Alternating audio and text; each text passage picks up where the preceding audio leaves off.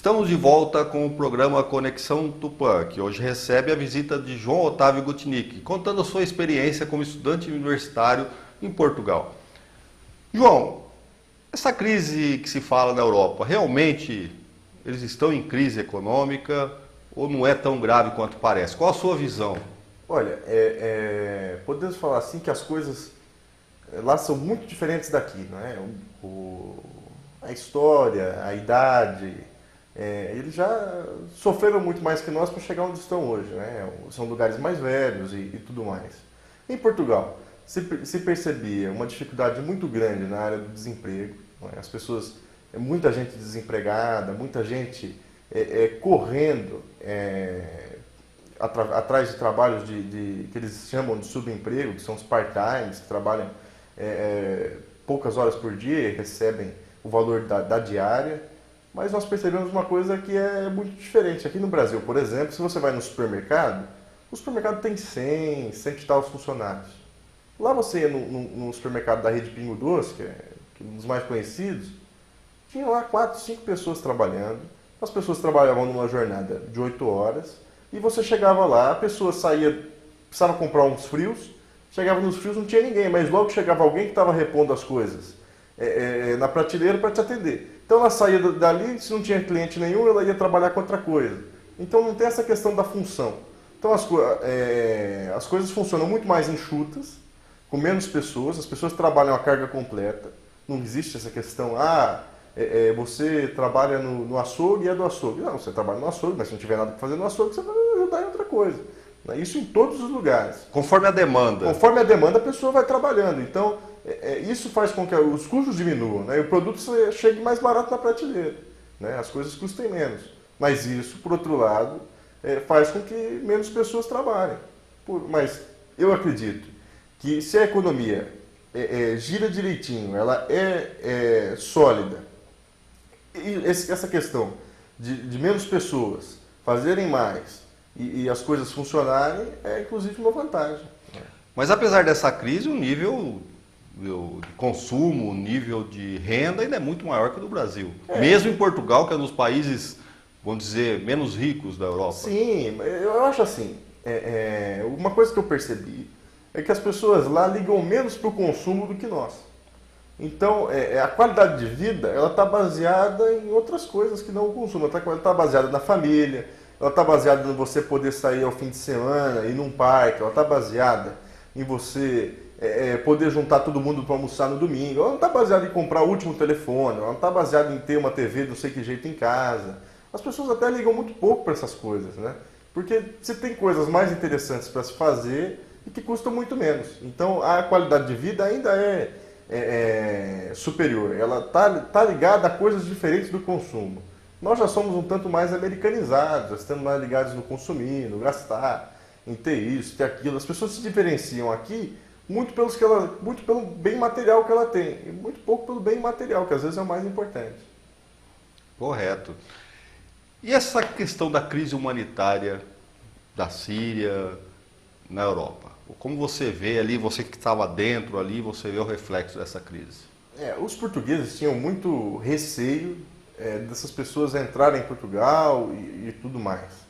Tanto é que muitos refugiados preferiam ficar na Alemanha, ficar na Holanda, na Bélgica. Nos países mais ricos. Nos países mais ricos. E poucos deles iam até Portugal, por exemplo. Era uma coisa que muitos deles falaram, não, eu não quero. Né? Porque é uma dificuldade muito grande se adaptar à cultura local. Né? E Portugal recebeu, se não me engano, recebia paulatinamente 40, 50 refugiados por mês, se comprometeu a receber 2.000 e tal.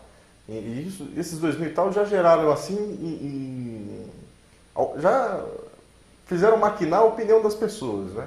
Então já se falava, olha, como é que vai ser? Como é que essas pessoas vão se adaptar? Aquele medo dos extremistas e aquela coisa toda.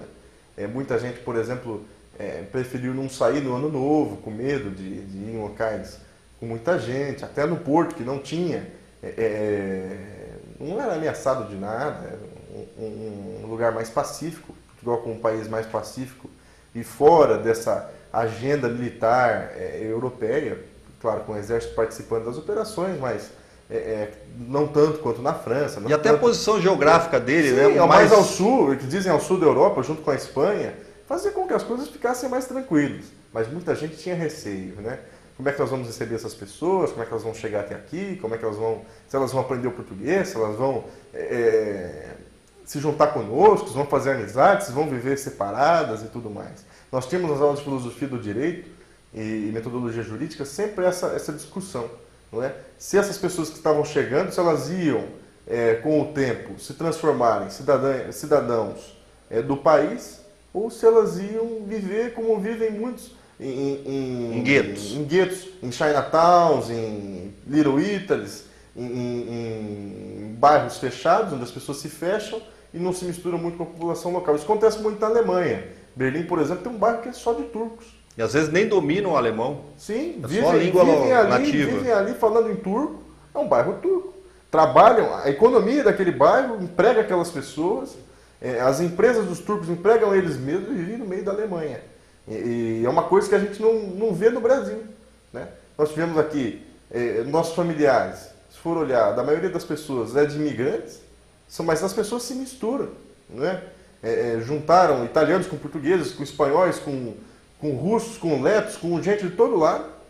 Essas pessoas se misturaram e fizeram hoje o que é o Brasil, junto com as pessoas que já estavam aqui, com os brasileiros de antes das grandes imigrações que entraram no país, do grande número de imigrantes, e isso fez o Brasil uma nação diferenciada, né? O árabe se juntar com o italiano e depois encontrar uma família de origem judia, e tá todo mundo no mesmo bolo. Bem ou mal, estão se dando aí, né? Estão convivendo. Isso é diferente.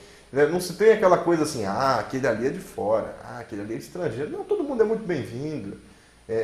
A gente até brinca que valorizamos mais o estrangeiro do que quem é daqui. Às vezes vem algum estrangeiro, está todo mundo, opa, será que ele está gostando? Será que está bom? Será que experimentou tal coisa? Será que viu aquilo? Será que está com algum problema? Todo mundo fica imensamente preocupado. Então nós somos um país muito receptivo, de portas abertas para o mundo, o que é muito bom. E lá não, se via esse medo de perder o pedaço do bolo, né? Ou então do bolo vir menor para casa. Então as pessoas tinham medo de ter que dividir as benesses que recebem do Estado, ou então a vaga de emprego com essas pessoas que vinham de fora. Eu acho que é o medo natural do ser humano da concorrência. E Portugal e Espanha ainda tem ali uma questão, está no imaginário popular, que séculos atrás os mouros, né, os árabes invadiram ali, dominaram a Península Ibérica. Isso aí já virou história, mas até surgiu na internet um tempo atrás, não sei se é verdade ou não, que surgiu na internet um comentário de uma notícia de que o Estado Islâmico teria declarado que queria retomar a Península Ibérica, né? E inclusive, principalmente Toledo, que era um centro árabe ali. Isso aí dificilmente vai acontecer, claro, né?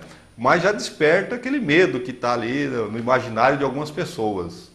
Coloca ali o fato, né? Se põe essa ameaça, e aí já fica todo mundo alarmado. Olha, o que está acontecendo? O que é que vai acontecer? O Portugal, por exemplo, o sul de Portugal, o Alentejo e o Algarve era todo dominado pelos árabes. Né? Até o nome, Algarve, tem ali Alzejur, Albufeira, a cidade de Albufeira, as praias ali, todos com nomes árabes. A região maravilhosa do país, mas que foi por muito tempo dominada pelos mouros, né? Que são pessoas que se misturaram com os locais também, que fizeram o povo espanhol, o povo português ser o que são hoje. Não, até Fátima, que é um local religioso, né, que deu nome a Nossa Senhora de Fátima. Fátima era a irmã de Maomé, fundador do islamismo. Pois é. Então a gente vê a influência da cultura árabe na Península Ibérica. E às vezes é uma coisa que as pessoas não se recordam. É um passado que é um pouco distante e que não se recorda que o mundo está todo interligado.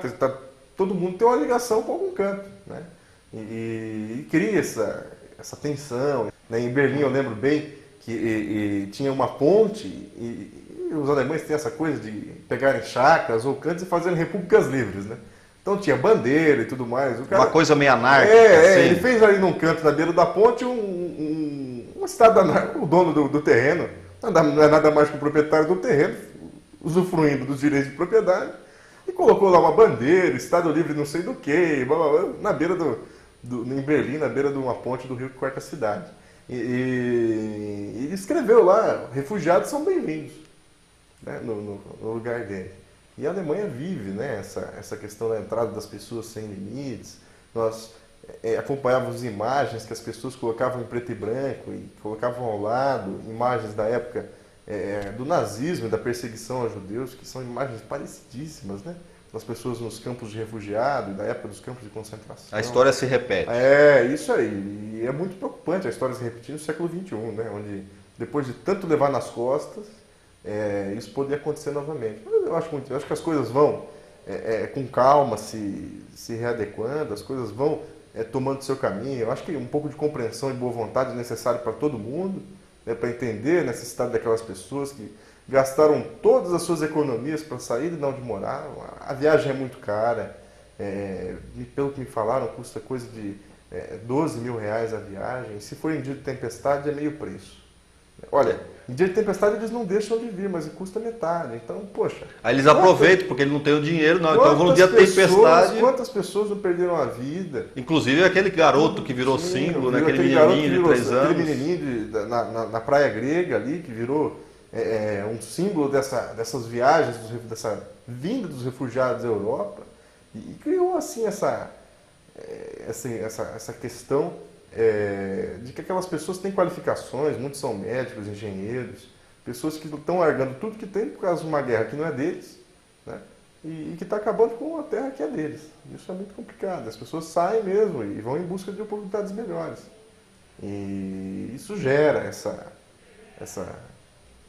coisa no europeu de, olha, estão roubando meu pedaço de queijo, estão entrando na minha terra, isso aqui é nosso, nós lutamos por isso. Nada mais, nada menos que pegar essas pessoas e tentar integrar elas na sociedade, e entender que elas têm algumas diferenças, muitas vezes religiosas, e é isso que causa a maior estranheza nas pessoas, né, que às vezes já não ligam muito para essa... Na Europa já não põe esse ponto da religião muito em foco. Religião é uma coisa estritamente pessoal lá na Europa. As pessoas não discutem muito isso, né? Às vezes discutimos um pouco essas questões dos casos mais complicados, de aborto, e esses casos que a religião se envolve muito.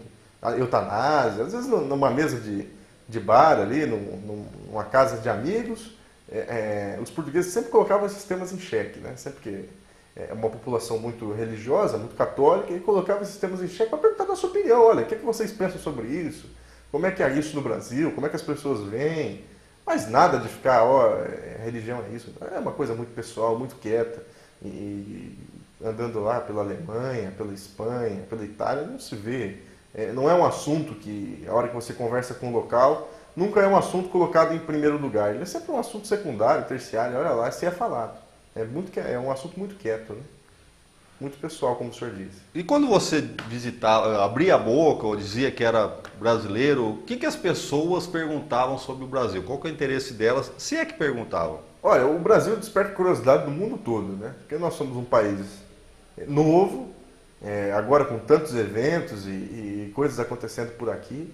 Então eu me lembro que quando eu dizia que era brasileiro, muitas vezes as pessoas falavam, mas você não parece brasileiro. Eu explicava para a pessoa, falava, olha, ninguém parece brasileiro. O brasileiro não tem uma cor, o brasileiro não tem uma identidade. O brasileiro é todo mundo que mora no Brasil e nasceu lá, não é? Seja japonês, branco, negro, isso que é azul, amarelo. E é isso que é interessante também, que a gente estava comentando. O brasileiro não tem a identidade brasileira. Esse é um brasileiro. Tanto é que o passaporte brasileiro do mercado negro é o passaporte mais caro do mundo, porque qualquer um pode se passar por brasileiro, porque o Brasil é uma mistura muito grande. E as pessoas, olha, aí você explicava da imigração que houve, da família e tudo mais, explicava do país, às vezes as pessoas perguntavam como é que era as grandes cidades, São Paulo, Rio de Janeiro, onde eu morava. São Paulo é bem diferente do Rio. Ninguém entende, né? Explicando que as cidades eram diferentes, que eram distantes, que tinha essa questão Rio-São Paulo, que eu morava no interior, que a minha cidade era do interior. Às vezes falava o nome de Tupã, um ou outro que conhecia um pouco de cultura indígena, já falava, olha, mas Tupã não é aquela questão da lua e tudo mais, e às vezes sabia muito mais que eu que mora Surpreendia aqui. você. Surpreendia mesmo. Então falava assim, e tudo mais, a cidade é disso. Nós ficamos a 500, e a hora que falava de distâncias, aí as pessoas mesmo ficavam assustadas, né? Eu falava que estava a 525 quilômetros de São Paulo, todo mundo, nossa, mas é muito longe. né? E tinha amigos em Portugal, por exemplo, falavam, vou viajar, eu vou até Braga. Eu falei, mas Braga é 40 minutos de trem, né? Que eles pegam o comboio e 40 minutos está em lá. Isso não é viagem, não. Até Braga é um pulo ali. Viagem, para mim, viagem tem que ser um dia a pé, no mínimo, né? Tem que ser uns 300, 400 quilômetros para viajar. E era sempre essa brincadeira de distância. São outros parâmetros, né? Outra noção. São outros estándares de distância, outros padrões, não tem nada a ver com o nosso.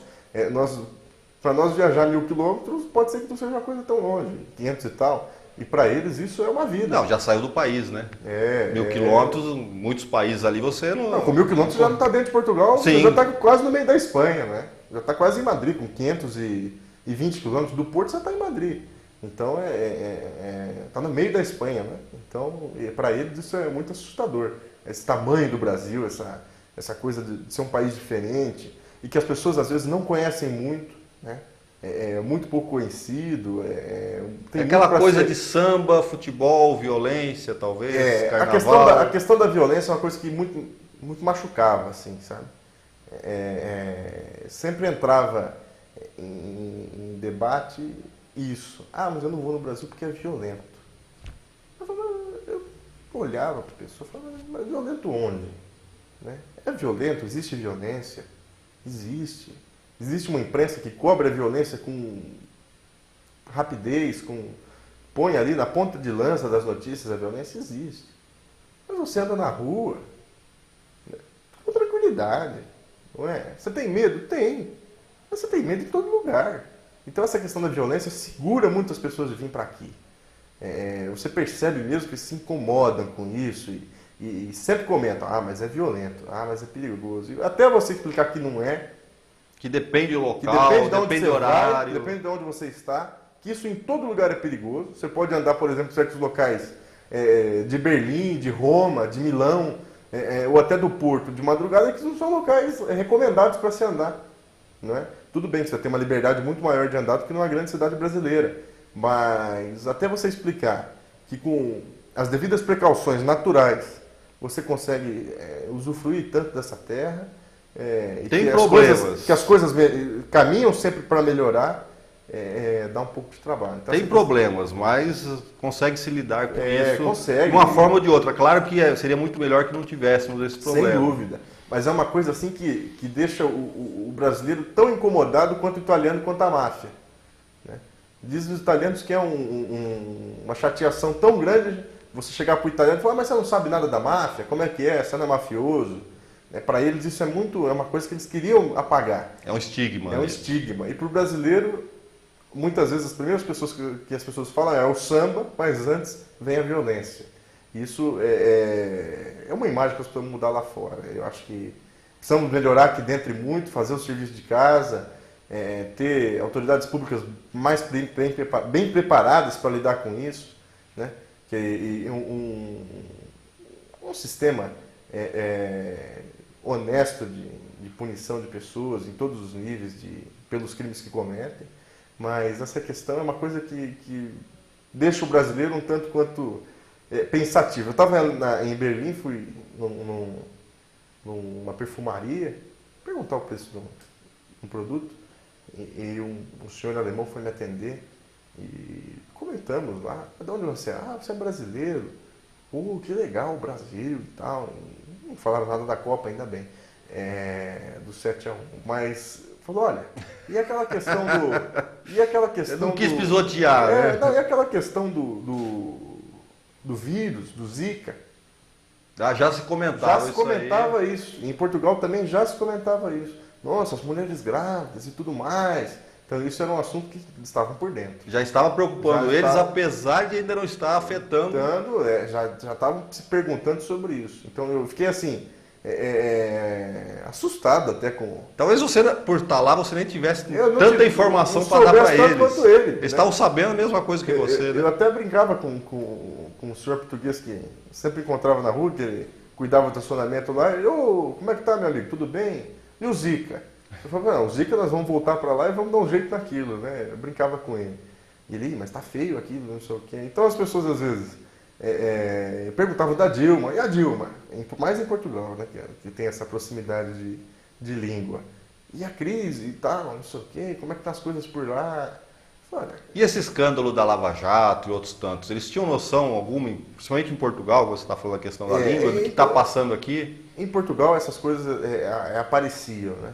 Essas coisas as pessoas às vezes perguntavam. Aparecia na imprensa. Dessa questão da corrupção, dessa questão do governo estar metido nessas coisas e como é que isso era, qual que ia ser o resultado disso. As pessoas muitas vezes perguntavam assim. Porque eu não sei hoje, mas até um tempo atrás o Lula tinha uma imagem muito positiva na Europa, como uma pessoa que alavancou a economia brasileira. Talvez com esses escândalos aí não estejam hoje tão bem, né? O Lula, na política de Estado internacional dele, sendo ou não partidário da pessoa dele, nós não podemos negar que ele era Ele era eficiente nessa área. Na área de política de Estado, ele era alguém que levava o nome do país com... Era um grande marqueteiro. Fazia um marketing bom do Brasil lá fora, diferentemente da Dilma, que conseguiu, na minha opinião, acabar com tudo dessa parte que o Fernando Henrique e o Lula tinham feito lá fora.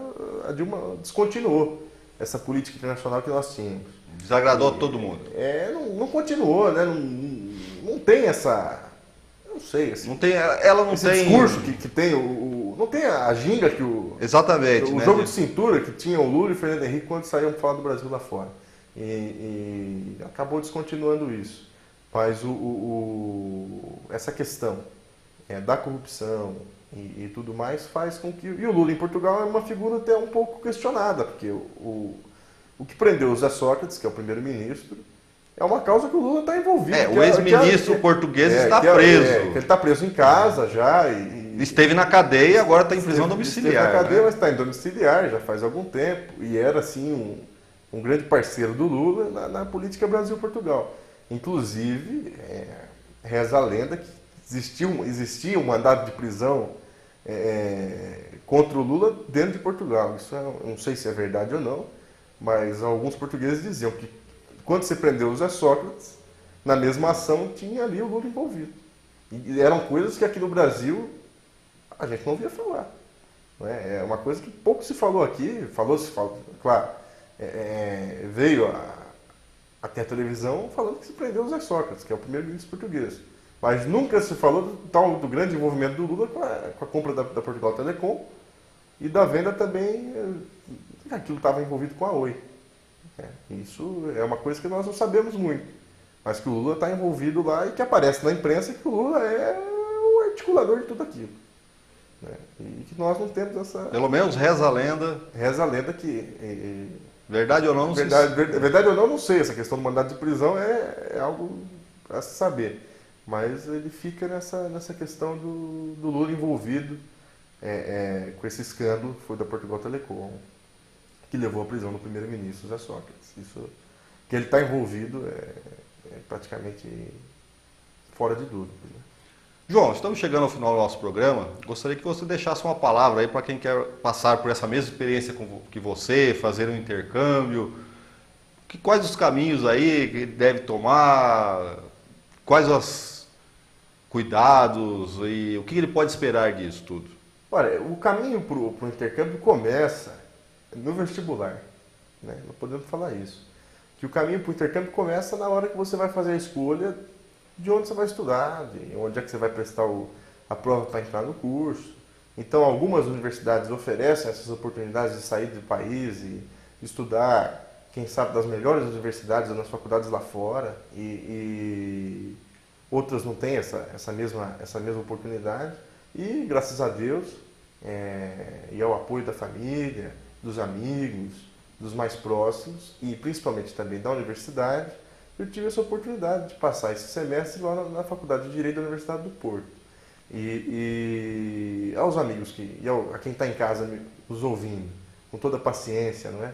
E tem esse interesse, ele tem que sempre procurar os escritórios de relações internacionais, as reitorias das universidades ou das faculdades, questionar essa questão das bolsas, se tem a possibilidade de bolsa, ou mesmo sem a bolsa, se existe algum acordo bilateral entre as universidades, e para conseguir fazer as candidaturas e, por conseguinte, chegar lá a estudar, mesmo por um curto período, de 6 meses ou um ano, como um aluno regular de uma faculdade fora do país. Isso é uma experiência muito interessante, não só a parte acadêmica de estudar lá fora, mas a chance mesmo de andar e conhecer culturas diferentes, pessoas diferentes, que pensam de maneira diferente, que solucionam as coisas do jeito diferente, que tratam os problemas de maneira diferente, de estados que trabalham